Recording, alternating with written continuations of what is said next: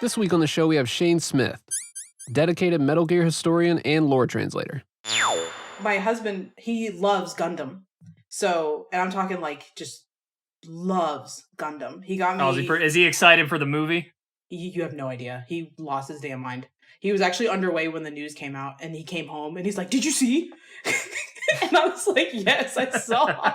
I follow Jordan on Twitter. Of course I saw. And so the last date we went on in Japan was at the Gundam Cafe in Akihabara. They have an entire cafe for Gundam.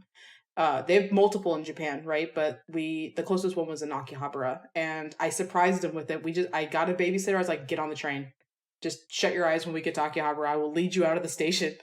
And he had his nice little Haro cappuccino, and I forget what he ordered. I think I had like the Amu rice that they drew a Gundam on it. It was really, really cute. Oh, that's awesome. I took a picture of him in front of this cardboard cutout of Char Aznavour, which is his favorite. It was awesome. Not all those cafes are permanent, though, are they? Was this a permanent one? This was a permanent one, and it's right next to the AKB48 cafe as well. Oh, wow. Okay, yeah, I think I know where you're talking about, actually. Yeah, I think you're thinking of the one... I've never been there, but I've seen, like, enough pictures that I feel like I can navigate it. It's been there for a long time, and that one and the one in Odaiba, which is where the life-size Gundam is. Yeah, that's on my bucket list. We're trying to go back to Japan. Like, we want to go back really, really badly.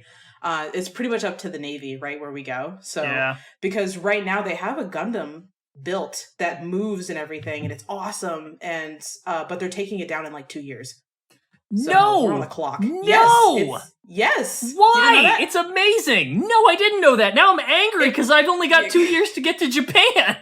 Yeah, it's gonna be gone in 2 years. It's generating a lot of money right now, though. What is it? I think you pay $30 just to go to like the they call it the landing dock, right? You get to stay. Yeah, I guess, but you could probably see that thing from like a mile away. Oh, it's huge! It's huge, and they built a Gundam cafe right next to it, so you can like sit on the terrace right on the water and just see this Gundam move. It's beautiful. Why would you put all that effort in and then just tear it down a few years later? It's a lot of money to upkeep. I guess. You sound so sad. I am sad. I gotta go now. He's like, now I'm on a deadline. Thank you. Yeah, sorry.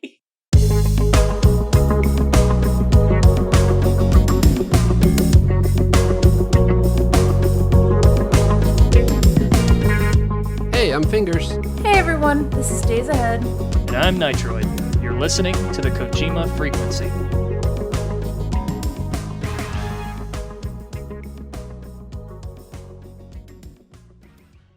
Were you there when they had the Metal Gear escape room?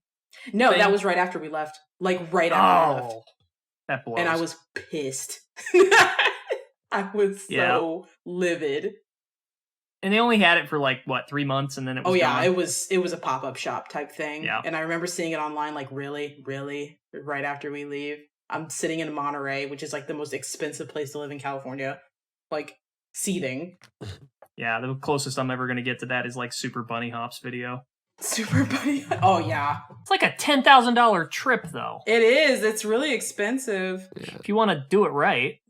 Man, I wish I could just spend 2 weeks there, really just I feel like a week, I'm going to get there, we're going to do stuff, and then it's going to be over before we've even started. But if I had 2 weeks, I could really ingest it. Bro, after the last 2 weeks, you need to be there for the rest of your life. Yeah. Hiding. Oh, God, yeah, seriously.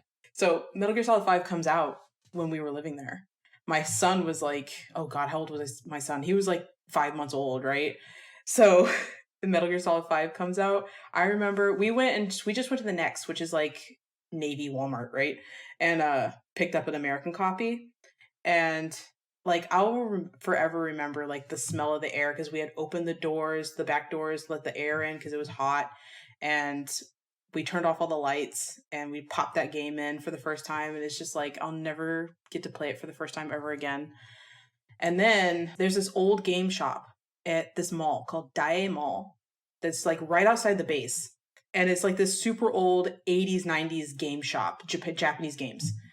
And they had the MSX cartridges for Metal Gear and Metal Gear 2. Sweet. Oh, shit. Yeah. What's funny And is they're just as expensive over in Japan as they are here. Those things are rare. They were. I'm talking like big buko bucks. I regret it every damn day I didn't pick them up, but they were so expensive. I'm talking. It was like 10,000 yen a cartridge. It was $100. Yeah.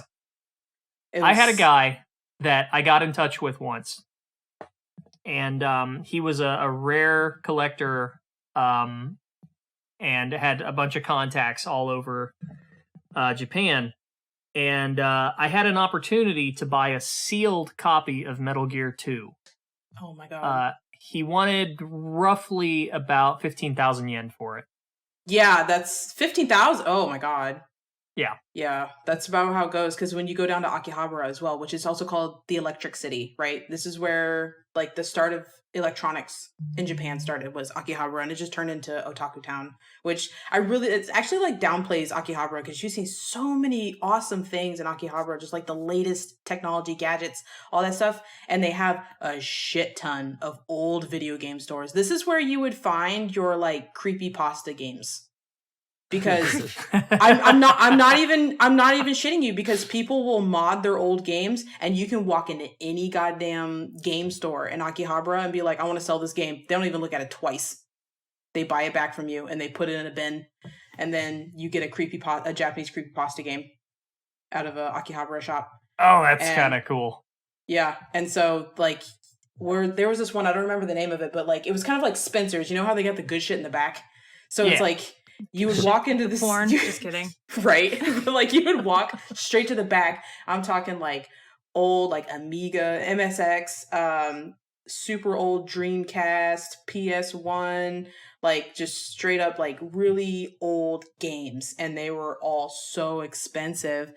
And I miss it every damn day. I wish, like, I have a N64 I picked up from Japan. So I have a Japanese N64 and a whole bunch of Japanese N64 games. I think we have Japanese Banjo-Kazooie that my kids love to play, and Animal Crossing, Debutsu no Mori. So what got you into the Japanese language? I mean, was that just like a result of you moving there, or was that something you were interested prior to moving there? It was definitely something I was interested in prior. Like when I was in high school, again, I grew up in like, I'm talking the boonies, Midwest America, where I got you. And know what you're talking about. There was like, it was a history lesson. I was in like 7th grade, and they were talking about Japan. I thought it was the most beautiful country I've ever seen in my life. And from then I would just like collect books, and I had undiagnosed autism. You'll love to see it. And I just hyper fixated on Japan for like 3 years straight. And I was self-taught, and like I'm talking like the most basic Japanese ever. Like I could say super basic phrases, and that was pretty much it. I wasn't really good at retaining the language, and I had nobody to practice on. I just was reading books and like watching anime, as you do.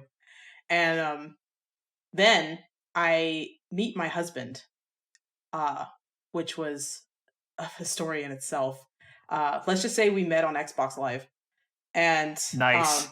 We were playing Left 4 Dead 2 together, or we were playing Left 4 Dead together, and we met in like it was like, you know how you just join random ass like lobbies?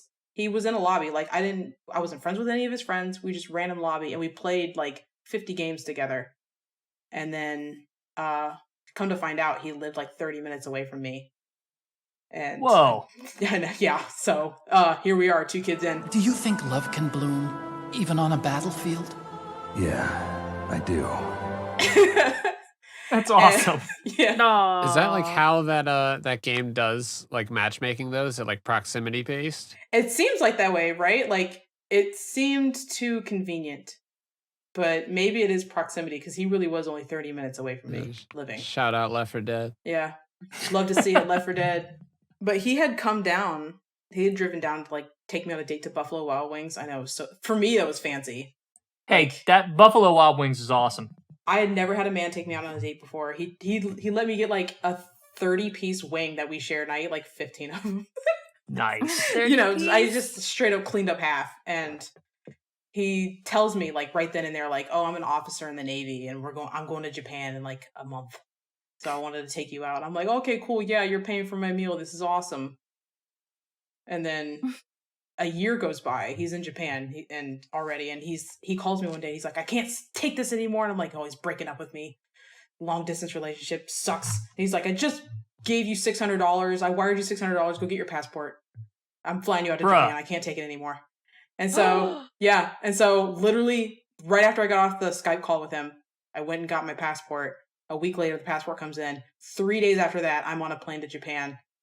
And That is amazing. the rest is history. I learned a lot of my Japanese by living in Japan, which is, I can say, by doing literally everything beforehand. I had a tutor. I tried doing self-teaching. I tried doing, I paid for, an online course for, a couple months. Didn't do anything for me other than, learning a few new phrases. Being in Japan, talking to Japanese people, and being in the culture is probably the best teacher you could have. Yeah, just kind of diving in. Yeah. Right. And I learned a lot. And it was probably it was the best experience of my life. It was on my bucket list for so long just to be in Japan. And not only that, I learned a good chunk of the language. I got married. I have a Japanese marriage registration that I had to get translated because we got married at the Yokosuka City Hall, and I have my children there. And yeah, it was a dream come true. Aww. So That's the best story I've heard in a while. Yeah, stop giving us optimism. This is whack. I'm used to being upset. That's my normal. This show is about being miserable and talking about remake rumors. Especially over the past 2 weeks. Jesus Christ. So you're using that knowledge in Japanese to translate some of the MGS novels, right? Yeah, so I made it abundantly clear on the Twitter. Do not quote my translations for anything credible until we get a actual credible licensed translation. I'm doing this completely for free, and I post it one chapter at a time because it is a lot of work. I have the book right here. It's 600 pages, and it's in bunkoban format, which is the really small book, right? So it's super compact. The way I do it is I will open up one page and I'll take a picture of it, and I go literally hiragana, katakana, kanji, character by character, and I have to do it because when with one character it complements the other, and you have to it's not you can say one character in Japanese and think that that's the word, because in Japanese is very contextual, so you have to read it all as is.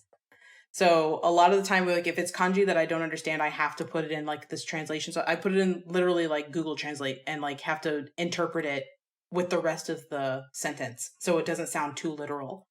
So I do a lot of contextual edits that way, and it's a slog. It's literally it's as hard as it sounds, where it sounds like I'm just taking pictures and just posting it as I see it, when I literally sit here for hours and have to reread a sentence and make sure that it's right. Yeah.